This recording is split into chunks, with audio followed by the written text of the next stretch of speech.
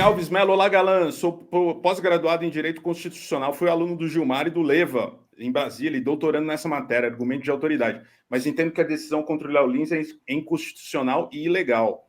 Mas eu falei, Leandro, eu falei ontem... Alguns pontos, né? Alguns pontos, sim, né? Eu falei sim, falei que não é algo que eu concorde de forma integral, e você está correto, né? Inclusive entende muito mais do que eu, quem sou eu para debater com você, mas a gente também ressaltou isso ontem, tá? Para ser assim, bem honesto e justo aqui com o nosso ponto a respeito do tema. Só que hoje teve um perfil aqui, o Helder, que trouxe algumas falas do Léo Lins porque muita gente não sabe nem o que aconteceu, né? Porque as pessoas não assistiram esse especial dele, né? E a MPSP oficial da Justiça... não, desculpa, para encerrar, a Jojoca, que é uma produtora aqui de conteúdo, teve estômago para assistir o especial do humorista que foi retirado do ar. Eu vou mostrar aqui algumas frases para a gente ter uma ideia, né? Porque a gente falou sobre, mas tem aqui uma dissecando o especial, o tipo de piada. Piada, tipo, né? Tipo de diálogo que se tem nesse documentário. Cheguei a chamar intérprete de Libras para ofender surdo e mudo. Outro dia vi um mendigo correndo. Tá atrasado para quê? Só se tiver voado a caixa de papelão, que é a casa dele. Tem piadas com sexo com animais. Abre aspas para o Léo Lins, tá? Isso aqui, frases do Léo Lins, no especial que foi retirado aí pelo Ministério Público de São Paulo.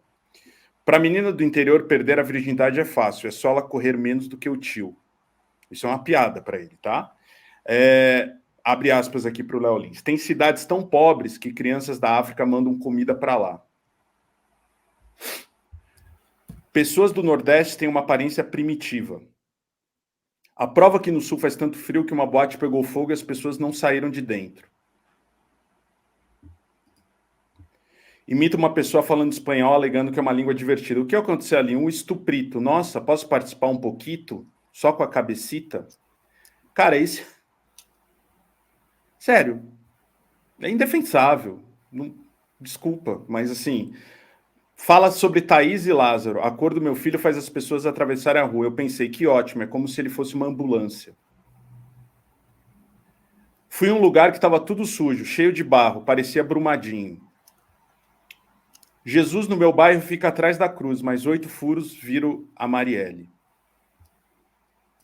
As melhores faculdades de medicina ficam no Rio, o que não falta é cadáver para estudar. Um anão não é um homem-bomba, é um homem estalinho.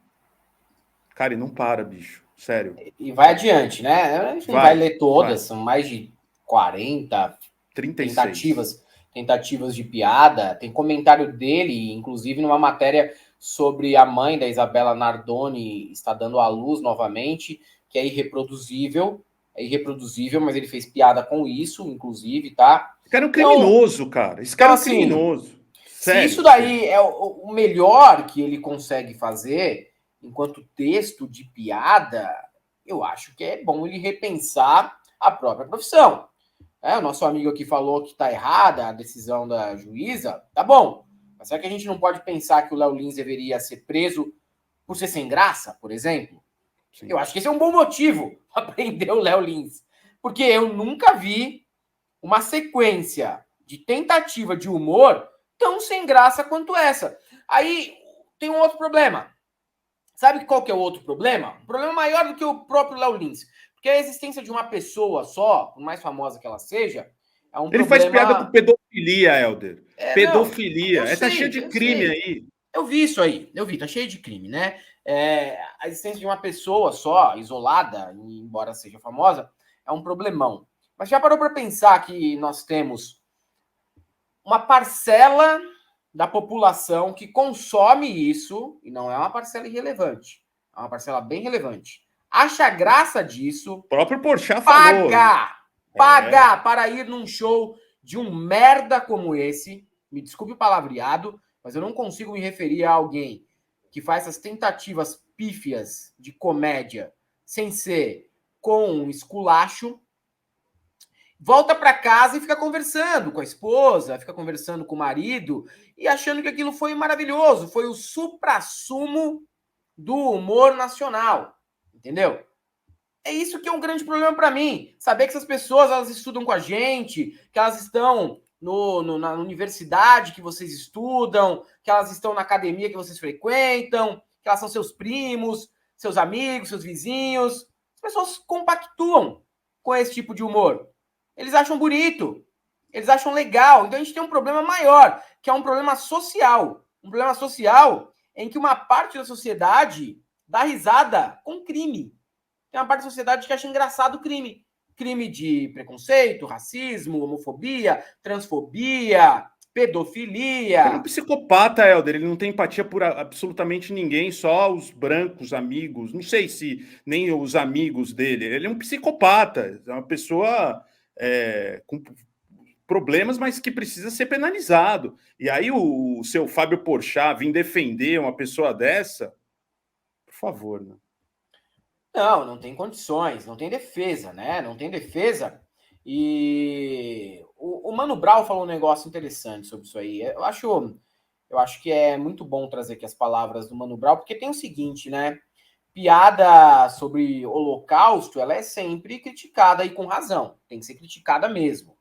Mas quando é piada com negro, sempre aparece um monte de gente que se diz progressista, e eu odeio esse termo, porque geralmente é um termo usado para você disfarçar o que você é de fato, né? Seja à esquerda ou à direita, tem mais relativização. É verdade, tem mesmo mais relativização. Talvez porque o poder econômico não esteja na mão dos negros e tudo mais, e eu não estou aqui de forma alguma defendendo a piada com o judeu, que fique claro, tá errada também, mas há mais relativização quando até porque a eles têm piada muito dinheiro, né, Helder? Eles têm poder, Sim, né?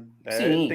A grana conta muito nessa, né? Sim, e aí você tem também a parte corporativista da história, que é inegável. Mas não pode, nem com um nem com o outro. Vamos ver as palavras aqui do Mano Brown. Inclusive até o Porchat e o outro malandro lá falando sobre o Brown lá, eu vejo neles uma atitude racista do caralho. Qual? Fred.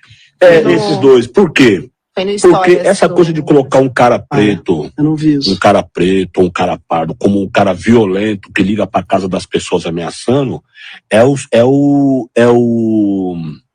estereótipo. Claro. Mas Entendeu? como é que era isso? Eram stories, ele ficou fazendo uma imitação como se Não, o fosse- cara realmente. O Prego fez uma brincadeira e as pessoas levou a sério e invadiram minha rede. E aí, eu achei isso uma violência.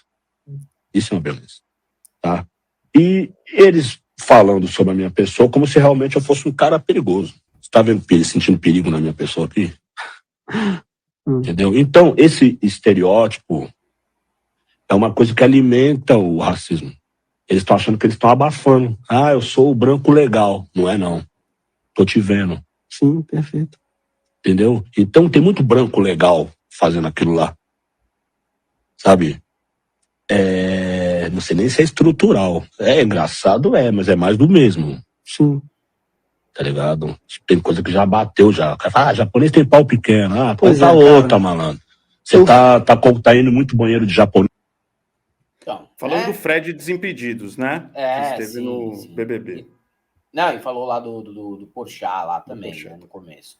É isso, né, cara? É isso aí. Então, a gente tem aqui uma outra realidade aqui nos Estados Unidos, a gente tem os dispositivos para que isso seja punido. Você cometeu um racismo ali achando que era piada, me desculpe aí, amigão, mas aqui é outra história, aqui a banda toca de outro jeito, aqui não tem esse lance de liberdade restrita para você cometer crime com os outros, não.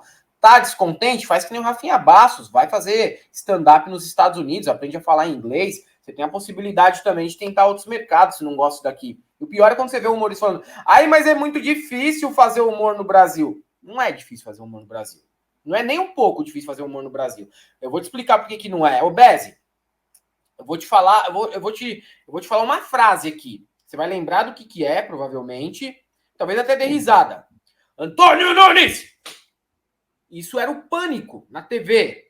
Ronaldo. Ronaldo. O cara falou Ronaldo e ficou 1 ano aparecendo na TV. O outro falou Brilha Antônio... muito na fila.